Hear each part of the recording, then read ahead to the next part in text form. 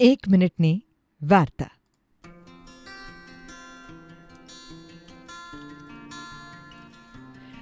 કાકા સાહેબ કાલેલકરના બાળપણનો એક પ્રસંગ છે. એક પરીક્ષામાં 10માંથી 8 પ્રશ્નના જવાબ લખવાના હતા. એમાંનો એક સૌથી અઘરો પ્રશ્ન બધા વિદ્યાર્થીઓએ છોડી દીધો, પણ કાકા સાહેબ કાલેલકરે લખ્યો. એટલો સરસ રીતે પદ્ધતિસર જવાબ આપ્યો કે પરીક્ષામાં એમના 95 માર્ક્સ આવ્યા અને શિક્ષક કહે કે 5 માર્ક અક્ષરના કાપ્યા છે. એ જો સારા હોત તો 100માંથી 100 આપત. વિદ્યાર્થીઓને થયું કે આણે તો 8માંથી માત્ર 7 જ પ્રશ્નનો જવાબ આપેલો, તો પણ આવું કેમ? શિક્ષકે કીધું કે એણે સૌથી અઘરો પ્રશ્ન પસંદ કર્યો, જે મોટે ભાગે બીજા બધા વિદ્યાર્થીઓ છોડી જ દે, ને એવું જ બન્યું હતું. કાકા સાહેબને સાઈડ પર લઈ જઈને શિક્ષકે કીધું, આ પ્રશ્ન મેં ખાસ તારા માટે થઈને પરીક્ષામાં મૂકેલો, તારી કસોટી કરવા માટે.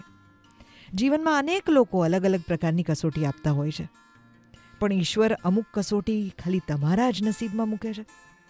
કારણ કે ઈશ્વરને લાગે છે કે તમે આ અઘરા પ્રશ્નનો જવાબ આપી શકશો, આમાંથી ઉત્તીર્ણ થઈ શકશો.